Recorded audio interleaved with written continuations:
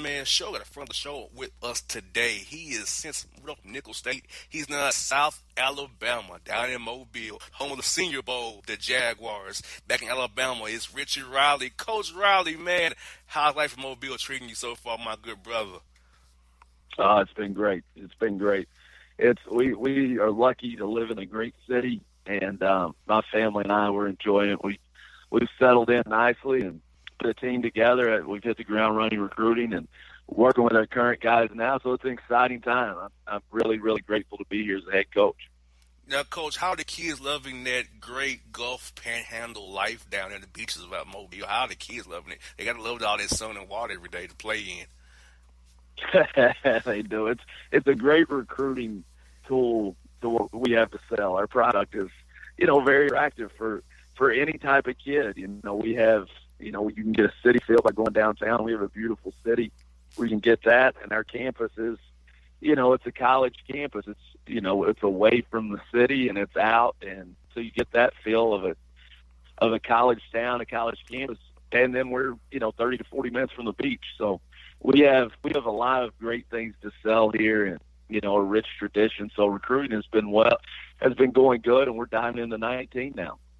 And also, Coach, I feel like your success at Nichols helps guys give you a name recognition, plus where you've been assistant at. Guys trust you. They know you have a brand you're building, a system you have put in place, and you're a great coach on the rise. So I feel like guys are buying you quicker because, Sun Belt Conference now, guys saw what you did at Nichols State, and plus you have a great program to sell the kids and education as well, Coach. I appreciate those kind words, man. I need to hire you as my PR. You can help me sell it. We did a special thing at Nichols. I was lucky enough to have a great group of kids that believed in what we were doing, and they helped us turn that program around. It was the first championship down there since 1998, which was an unbelievable accomplishment. It was a special time. I think we built a brand that I've done that as an assistant, I hope, of treating kids the right way and always helping them get to their dreams and goals. Instead of trying to help myself get there, in return, basketball's been good to me and allowed me to have, a chance to be a head coach at a place like South Alabama, which is really special. So we have developed a brand, and recruiting across the board. We've developed a brand of being successful with transfers, as well as junior college kids. And then we started 2 freshmen at Nickel State, on a regular season championship team. So I think it covers all the bases of, being able to come and play for our staff and be successful. Now, Coach, as you and JR talk about, the community there in Mobile, what about the administration at the university is something that maybe resonated with you and your family to help you decide to leave and then, come into this and take this new opportunity? Yeah, when I was at UAB, it's a funny story. I said this in my press conference. I used to recruit down here a lot, and I always looked at South Alabama as a job that I wanted to have. It was at the top of my list of, if I could be a head coach somewhere, I wanted this one. And I had to go to Nickel State and I had to prove at 33 that I was ready for that, and I had to go earn it. And, I was able to do that. So when I got the opportunity to come up and talk to these folks about the job, the leadership here blew me away. I had always seen the arena. We had a nice 10,000-seat arena in the practice facility, in the locker rooms, and the campus. All that stuff's nice, but the leadership is what really sold me on it. Dr. Erdman, our athletic director, is top-notch. He's the best I've ever been around. Just a forward thinker. He's passionate about our university, and having him leading the way is what is elevating our athletic programs. If you look at us across the board right now, we're getting ready to build an on-campus football stadium, which is going to be huge. We're just doing a lot of great things to build our brand. And then when I met with President Waldrop, who, it's our president was a world-class long-distance runner in North Carolina. He's actually in the Hall of Fame and had chances to run the Olympics. So he understands athletics, and he's excited about, building a special program. So all that made this place, more than attractive. When they offered me the job, it was a done deal. I was almost ready to jump out of my car when I had the opportunity to come here. Now, Coach, you've been in the Southland Conference for 2 years as a head coach. So what's going to be the difference for you going to the Sun Belt Conference, likes of Georgia State right here in my backyard, Georgia Southern, Troy, and those different teams right there in Little Rock. So what you looking for in Arlington as well? So what you looking for when you got this new league, these new teams here, a lot of great coaches in this league here from the Southland Conference coming over here now to the Sun Belt? Yeah, the coaching in our league in the Southland was very good. I think it was underappreciated. In the Southland, at that level, you don't get as much coverage as maybe a Sun Belt or Conference USA as you go on up. And, the coaches in our league and the teams in our league were good. I think we had 4 to 5 teams that won 20-plus games last year in the Southland. So, it's real similar, to be honest. It's real similar in the fact that what we're trying to build and where our program has been the last 5 years is similar to what we're doing there. We're trying to elevate our program as quickly as possible and build a program that sustains success. Looking at the Sun Belt, some of the guys you named, Georgia State right there in your backyard, Coach Hunter is one of the best coaches in the country regardless of level. They have one of the best players in the country, DeMarcus Simons, who is going to be a pro, I think. I don't think there's any doubt about it. And, there's been pros out of our league. I think that's the big difference is the level of guys in our league. We have coaches in this league that do a great job recruiting, do a great job developing and coaching their guys. I mean, I think we've had 5 pros in the last 6 or 7 years come out of the Sun Belt. And those guys are doing well. When you look at Alfred Payton, who is, doing extremely well, R.J. Hunter, who's Coach Hunter's son. And, you can go on, and the kid Kevin Hervey's going to be a pro that's coming from UT Arlington. I think that's the big difference. We got to go out and we got to recruit and develop some guys that are on that level, and that's how you maintain success. I mean, I'm not under any illusions. I think we do a great job coaching. I think we run a great program with a great culture. But at the end of the day, it's those Johnny and Joes, it's those players that win the game. So we got to do a great job recruiting and elevating our program that way. Well, Coach Riley, Coach Crean, Coach Hunter, and Coach Skinner can't get everybody. So there's an opportunity for you to come right here to get some guys. we certainly recruit Atlanta. There's a lot of talent in Atlanta. We have a young man from Atlanta on our team right now. Trey Mitchell played at Pebblebrook. And he's going to be, I think he'll take another step this season and have an even better year in his junior year than he had last year. I think he is, the summer he's having so far, how hard he's working, and, he'll benefit from our style of play because we play an up-tempo pace and we pressure you, and he's that type of guy. So I think one of Atlanta's own will help us win a lot of ball games this year. Yes, indeed. Well, look forward to seeing him play. I was looking forward to it already now. Got to look for on your roster. I like it. Yeah. Well, Coach, you guys are touching on this recruiting situation here with you, and then I kind of want to drill down a little bit further into that. I mean, are you going to be looking for a specific type of guy on the court and then have that player also have a specific type of demeanor off the court, or are you kind of going to bring in anybody and work them into your system and then mold them into what you want them to be?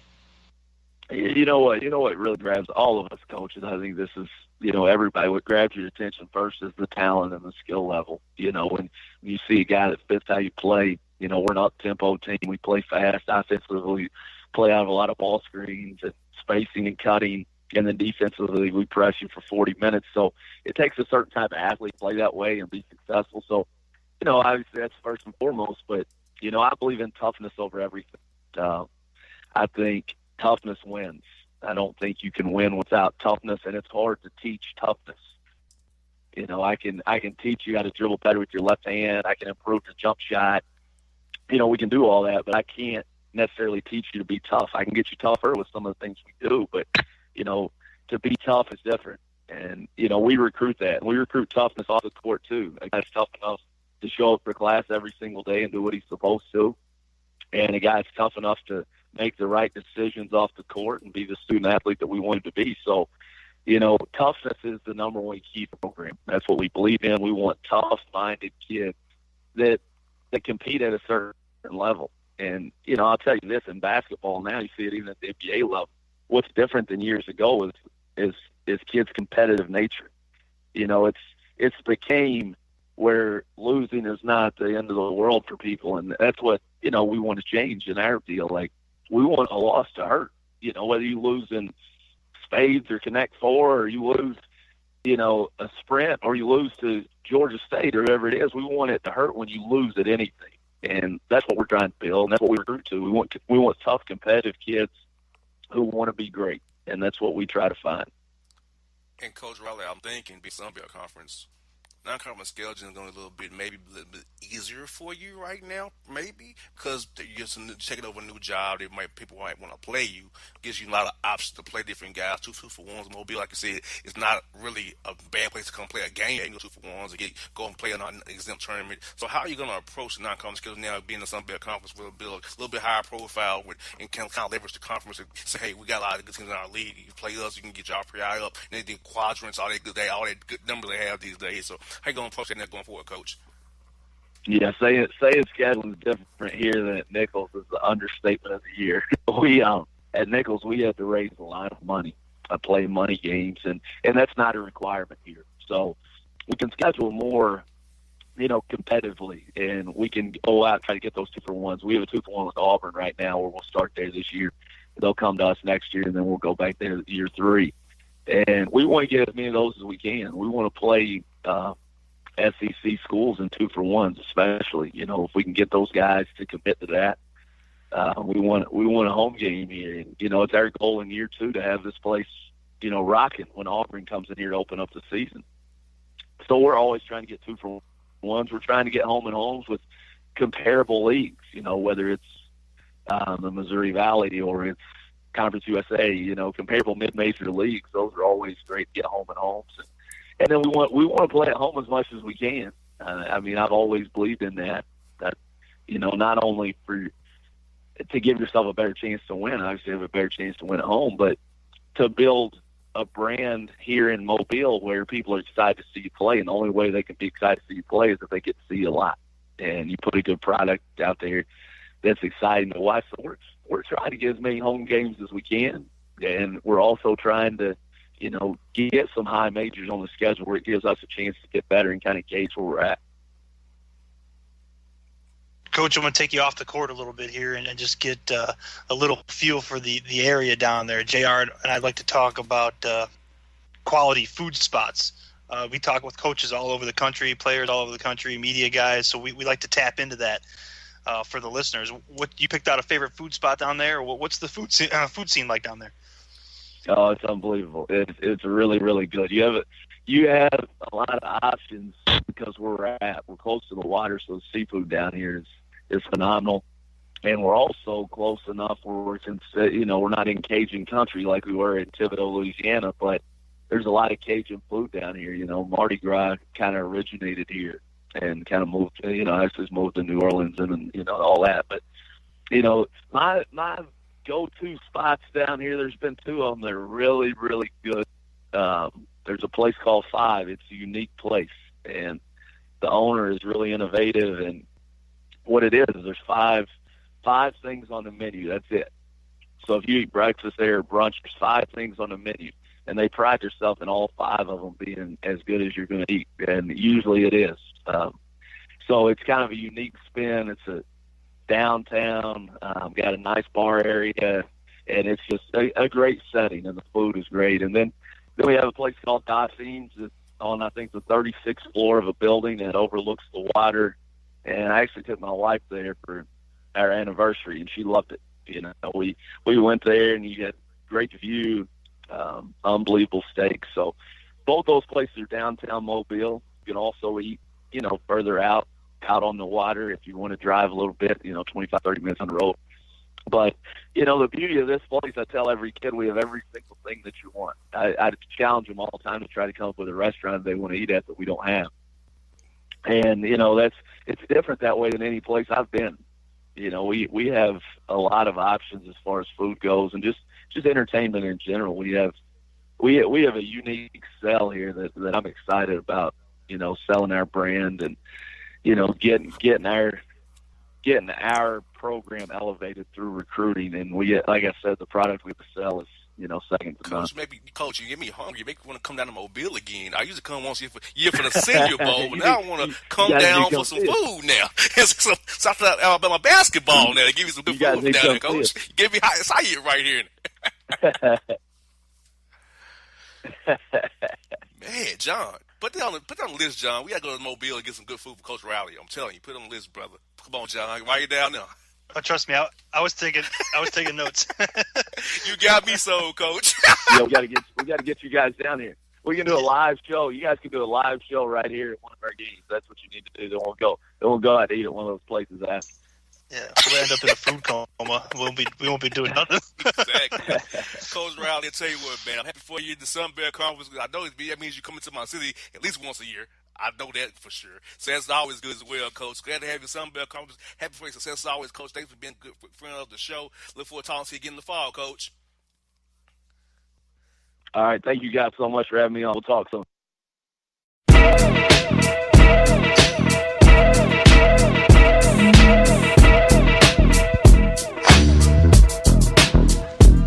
All right, folks, it's back in the Gerald the Bossman Show. I'm a good friend of the show. He's the new coach of the Siena Saints, Coach Jamie and Christian. Coach Christian, how's life treating you, man? It's great. Siena's a great place. Get really acclimated to the area, Albany, in the capital region. They've got a great history of basketball tradition, and I'm excited about being the head coach here and where the future can take us. Congrats on the marriage too, Coach. But the best recruiting you can do right there is to be on your side, to love her up, and convince her to marry you. So, the first month for us has been outstanding.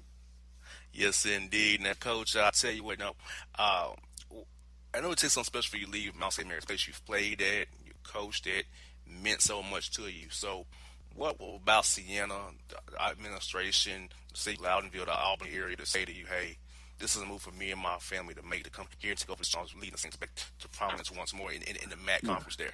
Well, you're always looking for an opportunity to play and to be a place that has a great position on it. Obviously Mount St. Mary's is my alma mater. It's a place that I grew up at, a place that I really understand and I knew. And so it was going to take a really special opportunity and something that was really exciting to pull me away from there. And I felt like I got all those things in Siena. Just a strong moral compass here on campus and how you want to operate a college basketball program. We've got a great AD, and we've just got tremendous fan support. It's really been the thing I've been most amazed by, is the fan support and the love for our program, and the understanding of how we can be really good here is so high. It's just a great opportunity.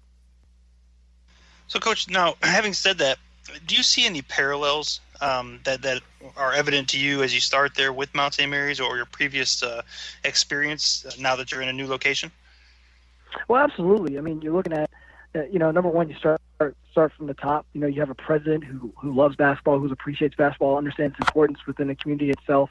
You look at your athletic directors. Both of our athletic directors I've had a chance to work for at the Mount here, long-standing relations with the community, a full understanding of the college or the university at Mount St. Mary's, and a full understanding of what it takes to hold that position of men's basketball coach. And so those things give you a strong foundation for things that you need to do and understand, just what your responsibility is within a community. So I think there's a large, those two factors are really important. But then just the responsibility you have as a head coach within a community, which is a smaller community, I think is really important. And, being able to understand, being the head coach here at Siena or being the head coach at Mount St. Mary's, it's a responsibility to number one, do what's right, to make sure you're bringing in the right kind of student athletes that have a fully understanding of what they want to do and who they want to be around.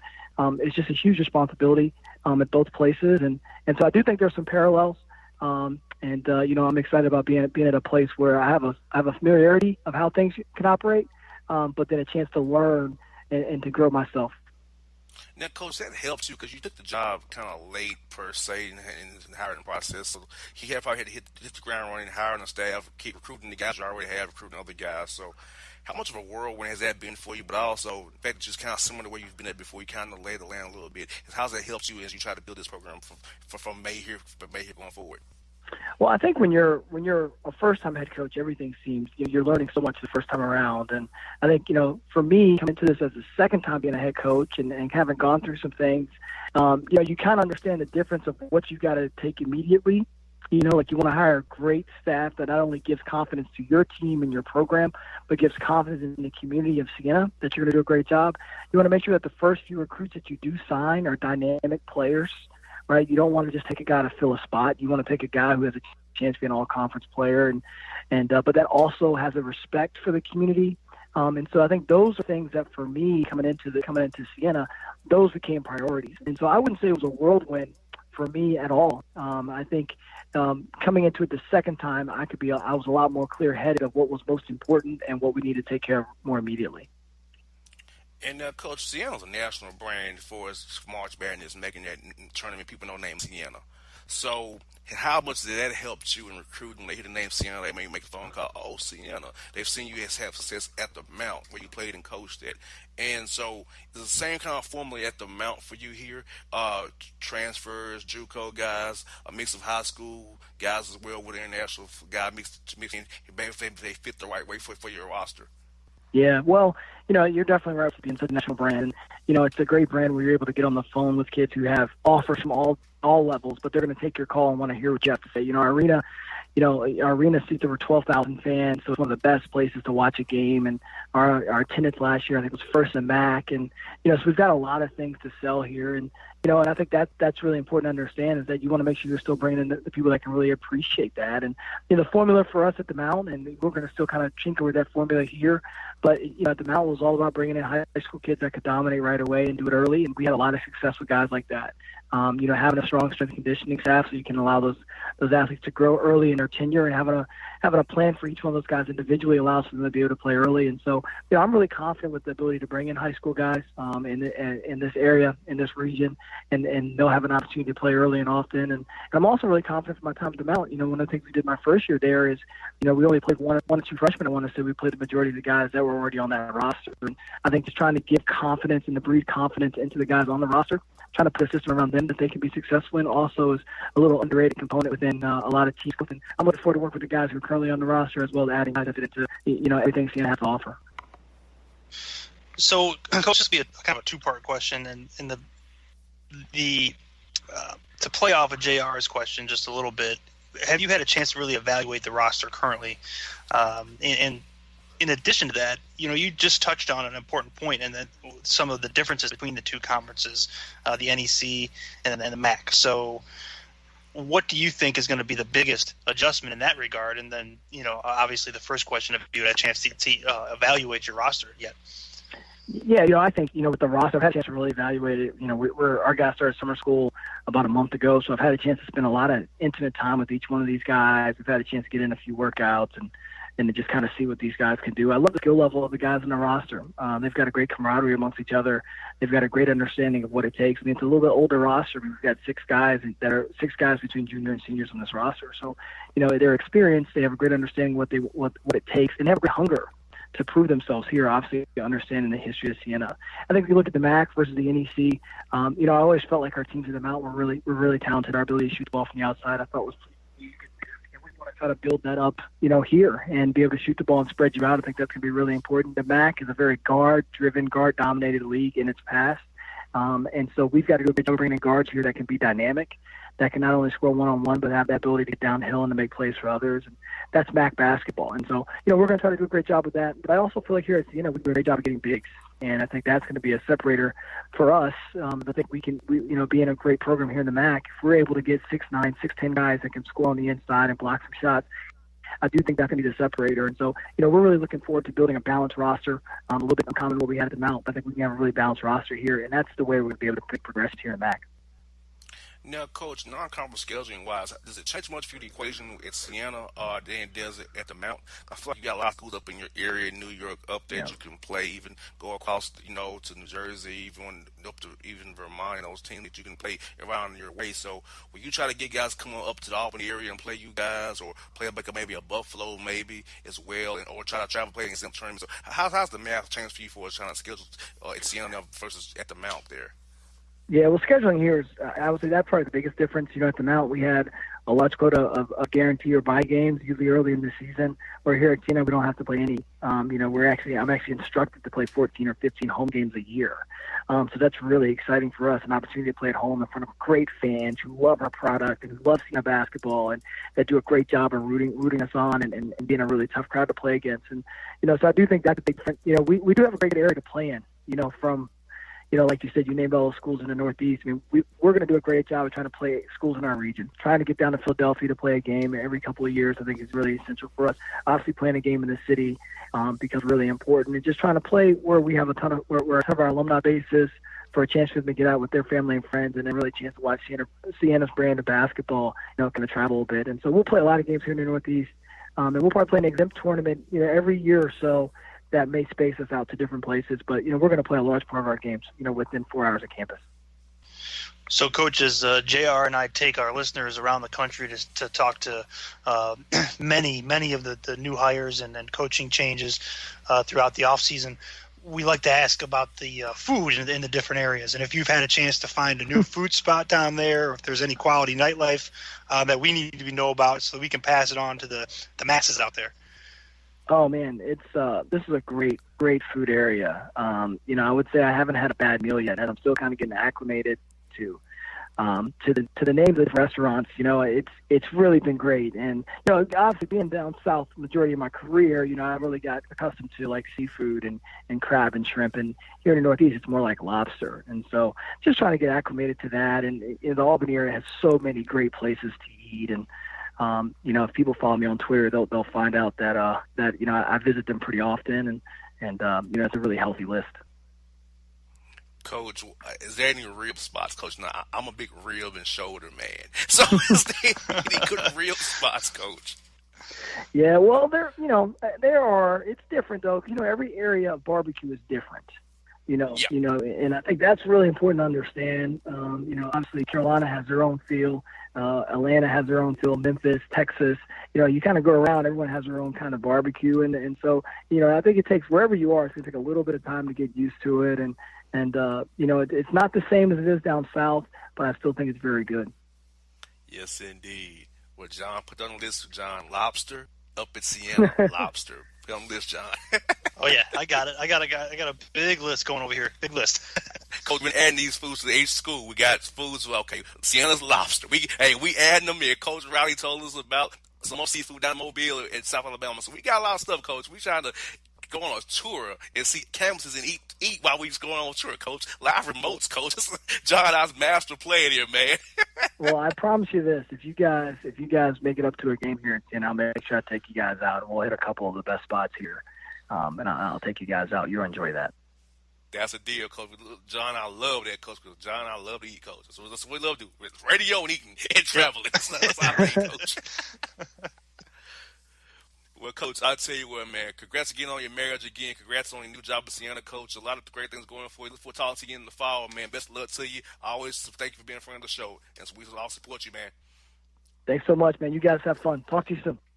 All right, now, folks, it's Jamie and Christian on the Bossman Show. All right, folks, in the JR the Bossman Show, we're joined by the new head coach, the San Diego Toreros out there on the West Coast of San Diego, a beautiful town.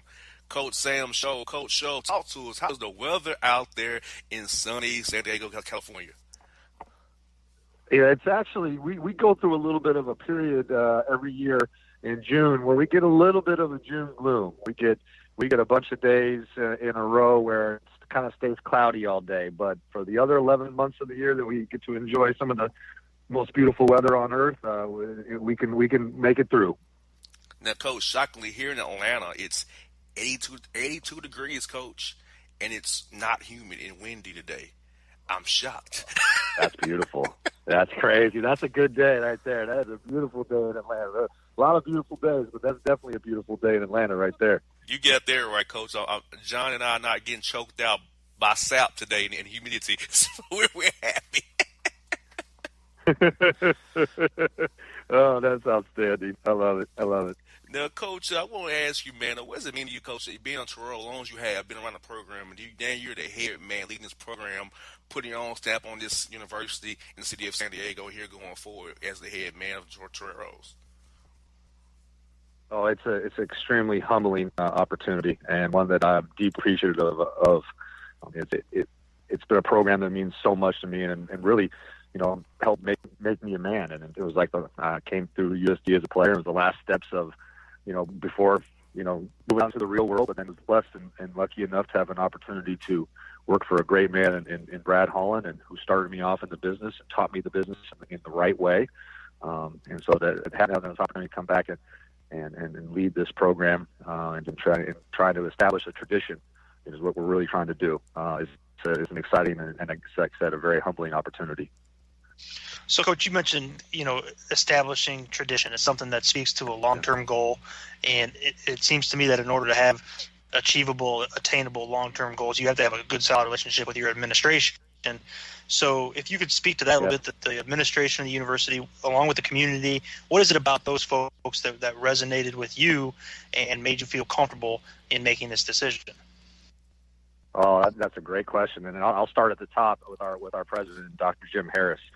I had an opportunity when I first met Dr. Harris. He's one of the most impressive, genuine humans that you'll ever meet. I mean, met him we were in Alaska for the Great Alaska Shootout in our first season here, and he came to be with the team and to meet everybody. He was brand new on the job, and I mean, he's one of those guys where you meet him for 5 minutes and you're like, you want to ask him if he'll be your best friend.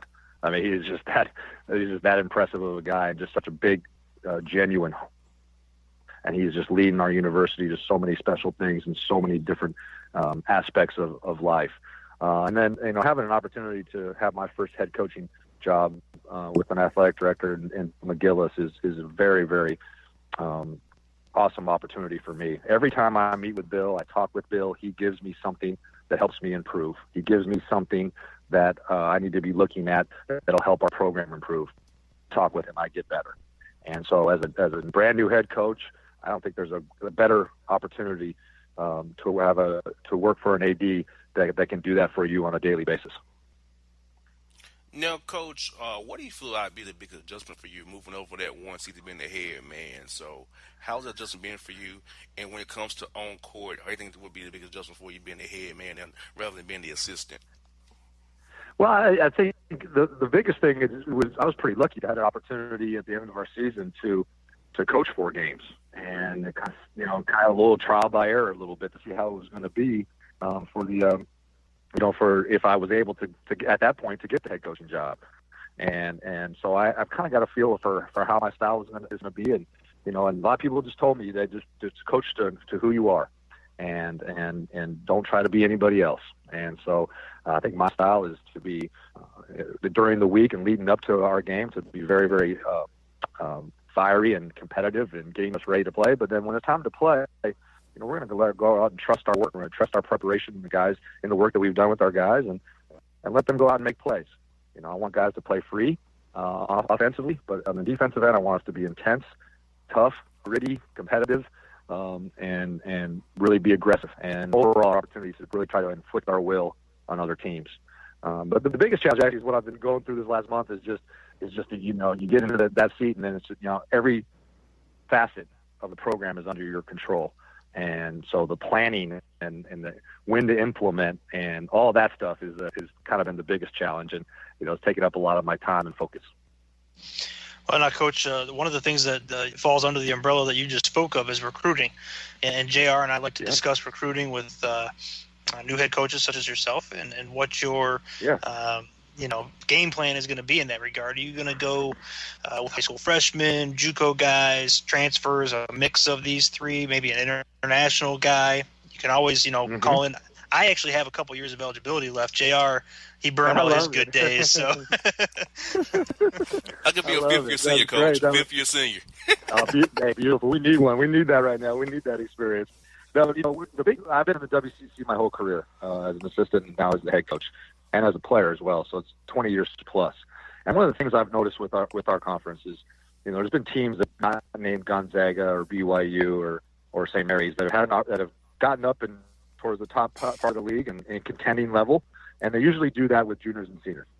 But then a lot of those teams, though, have then gone and replaced those juniors and seniors after playing at a contending level in our conference, and then gone and replaced them with a bunch of freshmen. That's tough. Now you're asking for a long, long road, because this is a very, very good basketball conference with some unbelievable coaches. And so what our plan is to do our very, very best to get old and stay old. And ways of doing that, this past year we redshirted 4 freshmen. That's one way to stay old. I think we could be a tremendous, call it our 4-to-4 transfer school. When you think about maybe a young man playing at the high major level and not in the role that he would want to be able to just take a slight step down to the WCC and play a very, very competitive basketball, nationally recognized basketball, and have an opportunity to have a bigger role, or somebody at maybe a quote-unquote lower level having an opportunity to step up to, a nationally recognized type of conference and have a chance to play a big role on our team that way. So we're going to spend a lot of time in making sure we put the right transfers in at the right spots. You got to recruit high school. You always do, but I think you have to make sure you're bringing in high school guys at the right spots with the right opportunity that they're going to be able to succeed in right away, and then build their careers from that. And we've also had a great opportunity we have 3 international guys, and I like the experience that international young men bring. And it's just a little bit different, a little different aspect of basketball out there that they play and they're involved in. And so I think they also bring a little bit extra experience that way. So I would say a big part of our theme recruiting wise is that, what can we do to continue to bring in great experience to our program? Folks, you got Sam Show here with the San Diego Chargers head coach here on the Bossman Show with JR and John. And now, Coach, when people watch your team play this year, who missed you in those 4 games you had at the end of last season, when people watch your team play come this season, what do you want them to take away from seeing your team play every night and represent the University of San Diego? I love that question. I think that the number one thing I want them to come away is that team's really, really connected. They play for each other, and they're playing to make the guy next to them better. I really hope that comes through in our play. The second thing I would say, I really hope that people come away and say that's a really gritty, tough defensive team that really, really pursues the ball and at a high level and a relentless level. And then third, offensively, that's a team that plays with great spacing, plays free, and plays for each other, creates offense for each other, and trying to find the best shot time and time again, and doing that with a lot of pace. So I would say that those would be the 3 things that I would hope people would walk away from after watching a USD Churro basketball game. Now, Coach, on that note, we'll swing it over to scheduling. How your guys are going to play, what people are going to see on the court, who they're going to see you playing against. What is your intent when you go about making this non-conference schedule? Are you going to try to go heavy on tough opponents and really, give your guys a real tough non-conference to prepare them for conference play? Or are you going to do a little mix where you kind of have maybe, I don't want to say cupcakes, but a couple cupcakes in there, let them beat up on some people, and then you have some tougher games that are going to challenge them. How do you see yourself going about that non-conference schedule? Well, I think every year brings a different identity to your schedule, and that identity is all based off what your team looks like. Next year we lost 1 guy from last year's team. We returned 65 points a game from our 4 seniors, and we returned the other 11 scholarship players. So we have great depth and experience in scoring. So we feel like we have everything physically to be able to contend at a really high level. Now, there's a lot of work we still have left to do to making sure we're contending. But with what we have in place, we're putting together a schedule where, we're going for it. We want to have a schedule that enables us to be looked at as a contender for an at-large bid. So we're still very much in that process, but we have games at Ole Miss, at San Diego State, Colorado coming to our place, and we're trying to schedule a couple more quote-unquote quadrant 1 type of games. They're using that quadrant term a lot now. And then after this, again, it'll just be based off kind of what the roster we have. I think we're always going to put together a schedule that gives us great confidence through playing tough opponents and also getting wins to get us ready to play in a very, very competitive conference schedule. But we always want to be going into that, like I said, off some great confidence coming from one of those 2 types of games. And Coach, if you could, who are some coaches and individuals who really had a great impact on you professionally and personally in the business here, and who are some guys who just been kind of helping you as you kind of took over this new role in the head, man, moving that 1 seat up, making decisions for his program going forward? I have so many great mentors that have just blessed my life and my coaching career in so many ways. Like I mentioned before, Brad Holland, who again really taught me this business and is the all-time winningest coach here at the University of San Diego, and he's just given me such great, valuable advice in so many different levels, as a man, as a father, and as a coach. David Fisdale, who's best man in my wedding, and who I played for and coached with here at the University of San Diego, who's now the head coach of the New York Knicks. He's given me some very, very valuable advice, just in terms of, he said, don't worry about making the great decision, just don't make the bad one. and just stay away from making the really bad decision, and then to keep poised in everything that I do, and to not get emotional. So he's given me great advice. And then I've gone back to the guys who really started my love for coaching, and my high school coaches back in Gig Harbor, Washington, who have always been great mentors and taught me so much about, the right way to coach and the right way to treat people and the guys that you're around every single day. And so I've gone and used them. So I've gone a lot of different ways. I've gone in the conference, Kyle Smith, who I probably would not be standing here today if Kyle Smith had given at University of San Diego had given me an opportunity to walk on here at the University of San Diego and pursue my dreams of being a college coach. He's given me great advice in even being in the league with us. So many great people in my life that I'm so very fortunate to have had, bless my life in so many ways. Okay, Coach, I just want to circle back to the recruiting question a little bit. JR and I just want to give you our 3 best qualities on the court, so that when recruiting time comes up, when you're sitting in the living room across from us trying to bring us in, what we can bring to the table. Okay. So for me, I can take a charge like nobody's business. Okay. I'm That's feisty great. on like defense, and I look good in headband, Coach. Headband game is on point. I look real good in headband. Now, JR, he can stroke it from downtown. And not only can he do that, but he does it in dress shoes. He can do it in dress shoes, which means he can come off the bench at any time. Even if he's in street clothes, There you go. he can come off the bench right then and there and stroke the 3 for you. So, just saying, that's great. where our game's at, right, JR? Yes, and Coach, yes. I beat an NFL player playing horse in Stacey Adams, Coach. Slipping and sliding, but still doing crossovers in Stacey Adams now. Oh, man. Now And his own good. Christmas event. Yeah, that's great. That is very impressive. It sounds like if we could just combine you two guys into one, we'd have a really heck of a player now. Oh, you'd have something, Exactly. and Coach, they can't forget our personal 6th man, J.T. Smith. He'll love to be on your team. He's 6'4". He's 6'4". He's from Memphis, so he can ball a little bit, and he's a free spirit. He'll defend and rebound. See to shoot his wide open 3. Now, Ain't that right, John? keep in mind, Coach, that we've been pitching this for about the better part of 5 years now to coaches all across the country. Yeah, and we're still behind the mic, so just keep that in mind. I definitely will. That's awesome. I love it.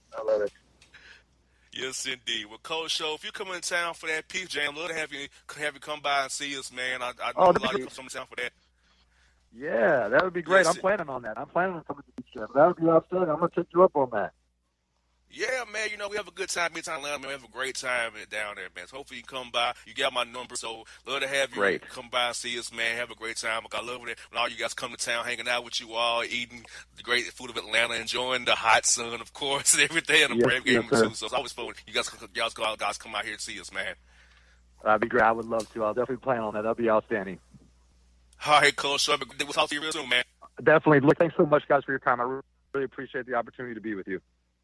You're welcome. Anytime, buddy.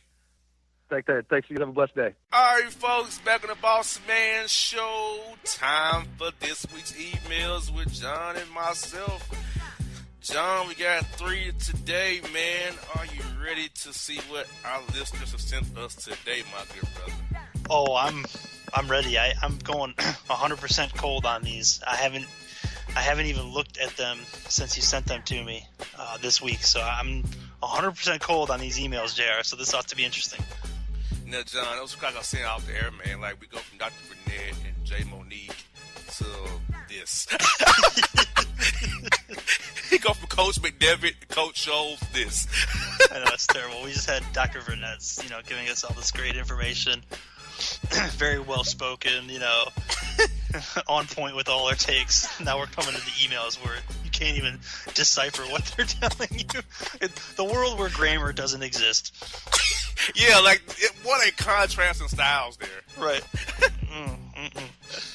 So, these came from our email, holla, HOLLA, at bossmanradioshow.com. That's holla, HOLLA, at bossmanradioshow.com.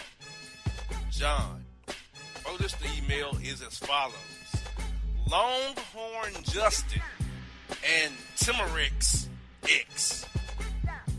I hide 2 collar and a wingman on Crocell Media. I thought she was cute. Spelled with a K. I saw she with 2 E's was, oh my God, Singal, but spelled Singal. So I write words right spelled wrong again. See, she say she don't exchange math numbers with people she don't know. L-I-S could K-O-U-D. We get to know, each E-E-C-H-E other O-T-H-A. She say we can communicate, not communicate, communicate. One on Crocell Media app. If that, I like to Cromer cake on phone. John F. and Eddie D. in Houston. Houston, H-E-W-S-T-O. I believe. Oh, that's Houston. Okay. So, Eddie D, my man. First of all, you're Longhorn Justin, which is way better than Timurex X. I don't know how I became Timurex X all of a sudden. Oh, Lord. I didn't get the first sentence. Okay, the rest of it, I'm pretty well able to decipher. What is the saying in the first sentence, JR? I think he's trying to say, man, I had to collar. I had to holler at a wingman on... I think he meant woman on social media. Oh, okay. I had to holler at a woman on social media. Wingman. I think he meant woman. I hope he means woman. Yeah, that's what threw me off. Wingman. Okay. So, basically what he's saying is that he tried to pick up this woman on social media, right? Yeah. And she said she's not exchanging numbers with him because she doesn't know him. Okay, that's a reasonable thing, Eddie. Like, just people aren't just going to give you their phone number because you started chatting them up on social media. I mean, there's steps to the program, right? You got to have some level of familiarity with the person, vet them a little bit before you start giving out your number. I mean, that's how you end up with somebody showing up on your doorstep, bro. You got to be careful of that stuff. So, you might like to communicate on the phone, but that's not her mode of communication that early on into your back and forth on social media. So let it roll on social media a little bit. Once she feels comfortable with you, maybe she'll give you a number that you can text with her, and then maybe you can talk to her down the line. But it's not a quick process to hook up with somebody on social media.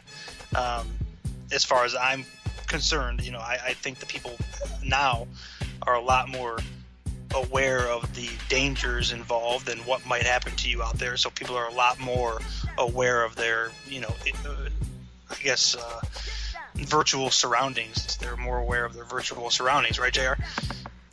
Yeah.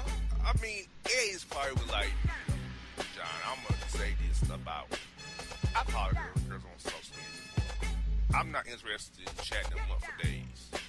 It's like, you don't give me a number, you're not. I'm not about to chat up with you. So Eddie may come from my school of thought, where I'm not interested in chatting up with you and talk to you on the phone. So I can see what he's talking about, because I'm not interested in trying to, because I'm busy. So if I make my move, I'm going to try to get it. I ain't going to try to have these conversations with you on social media where I can talk to you. Either you're going to give it to me or you're not, because at the end of the day, there's a buffer still. If I make you mad, you can just block my phone number. That's how I see it. But if you, from your perspective, though, I bet the people that you're talking about were people who are somewhat related to your social circle of friends, or within their comfort level. Like, they would be comfortable with you quickly, and vice versa. Well, I think for me, they know I'm a radio host, right? So and I say I can't hurt you. Like, what I got? I tell women all the time, what do I have to gain by hurting or stalking you when I'm a radio host? Right, that's what what I'm saying. Breaks down that wall. Right. So, like, right away, they're like, "Oh, this dude's a public figure. He's already out there." So it's like that kind of. So yeah, for me, it's a little different from Eddie. So Eddie, I get what John's saying. For me, because of my status, I can get away with that. And women are always the wall comes down. Okay, he's ready. He ain't gonna harm me. But for you, brother, yeah, I can see why that would go that way, brother. I can see that. Now let's get into the grammar, Eddie. Oh, yes, Eddie please. D, dude. How you spell your own town? What in the hell are you doing with your life? Like, you gotta run that through spell check, bro. And if your computer explodes, that means, reload. Like, it's terrible, bro. Terrible. His takes are god off. Like, dude, what do you like? The way you spell, like, dude, that's worse than a kindergarten, man. The best one here is she, S-H-E-E, say, S-E-Y, we, W-E-E, can, K-A-N, comma cake, which is supposed to be communicate, C-O-M-M-A-R-C-A-K-E, one, that's supposed to be on, O-N-E, social, K-R-O-S-A-L-E. The only word he spelled correctly in the sentence is media. Exactly. That's it. Like, that's it. That's the only word that's spelled correctly. Maybe in the entire email. Eddie, you're terrible, brother. Just got off, Eddie. But yeah, Eddie, listen, you guys, whatever you might like to communicate on the phone, she might not like to. I see why, though, John. Look, I see why. He can't spell. Well, yeah, I mean, that's obviously, if I were him, I'd be like, listen, get me off the typing tip. I need you to just be speaking these words instead of trying to type them out. But listen, I mean, move on to the next, man. It's fine. Find it, let it ride. Find somebody who wants to talk on the phone with you. So, best of luck to you, Eddie D. in Houston. Moving on to email number 2, JR. We have a correspondence coming to us from Micah. No city listed. This is a Micah of the world, JR. He writes to us, Mac and Vegas Shankle. Mac and Vegas Shankle. I'm done with a friend. I've tried to help her out on multiple times as she goes in a tough time. Even tried to invite out on multiple times. The running pattern or passing pattern is that she never got enough time for me when I'm trying to help out. Always something when I'm involved. But with others, it goes without a hitch.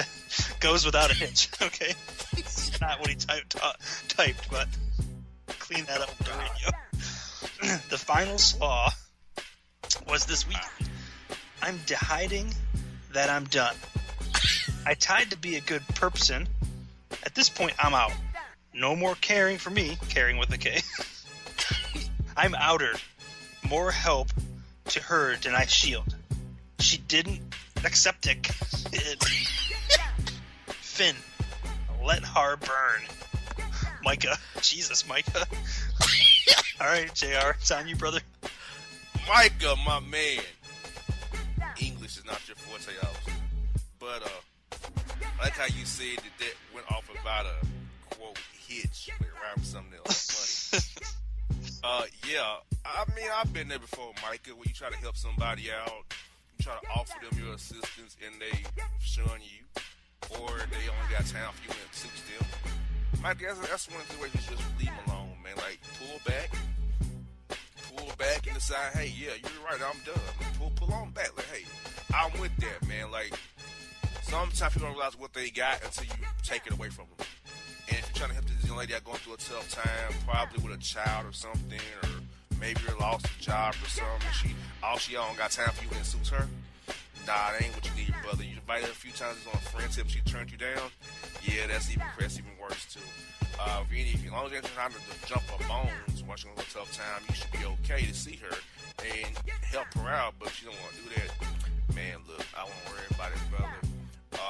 You gotta do that sometime, man. Like, man, don't worry about all that, man. Just get your mind right, get your English. You was a good person. Are you on that purple drink or the purple kush? What you on, bruh? You did hiding. No, that's the side, my good brother. You're outer. I mean, like the outer limit, the outer rings, the outer islands. What does that even mean, my man? The best. Then I shield. The best one, I think, JR, is at the end.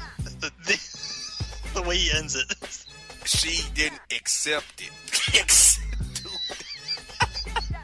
Finn, let her burn. Are you Usher? Letting her burn like Usher? Well, he burn for real, allegedly. If you're okay with Usher. But still, I mean, my God, Micah. I mean, you're doing right, bro. Just get your mind right, and my man. Yeah, you kind of maybe got my last name or a nickname I had before out, Mac. But how has my man John become, quote, Vegas Shankle? Dude, that sounds like, I don't even know, like that's some hardcore prison name. Like I'll shank you to death, right? So I'm I'm from Vegas, and I'm good with a shank. So like I'm Vegas Shankle. Like I don't even know. Vegas Shankle. That's like a good kid toy figure. No. Vegas Shankle. Or it could be like a good wrestling name. That could be a good wrestling name. Yes, it could be. And Vegas Shankle from Cleveland, Ohio. Weighing at 235 pounds. It's the Weight Continental Champion, Vegas Shankle, accompanied by Eddie D from a town you heard of, Houston. From Houston. Oh, jeez. Good job, Micah. Even though you English terrible. Good job, brother. Good job.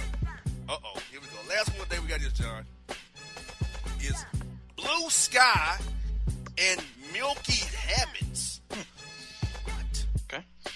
Look, Leos, my work is messy. The office sucks. I can agree with that. I happy when the messy man boss left. Now the rinse room, not interim, but rinse room boss is a tramp. Oh, Lord. Okay. Sounds interesting. She's short, uncute, and shaped like a broken truck, along with a mouse voice. Okay. She's a triclo manager. Wow. And making crap heard for no treason. Tree Piopo, not people, but Piopo, have quit. Not we hit quit quite, but quit already. Triclo manager ain't cool. I need out of the situation. Oh my Lord. Are the show and law firm hiring? Help me out, Rashawn and Shiloh, John. First of all, we don't have a law firm, so I don't even know what the hell you're talking about. And secondarily, no, the show is not hiring. Specifically you, Rashawn. Exactly. We're not hiring any food. I think we're probably creeping up on time on this segment, but I will say that why the names are the best, dude. Blue Sky and Milky Hammonds. Like what? What are we like? That's like a Motown group name or something, dude. It's Blue Sky and Milky Hammonds. Right? Woo! It got sun and rain. Can I say it again? And then the other one that struck me here quickly, JR, is the interim boss is a tramp. Okay, like damn, came out right out with that one. She's short, exactly like uncute, and shaped like a broken truck. Like what does that mean? Does that mean like her backside's dropped down low or something? Like what? I don't know. I don't get it. Oh my god.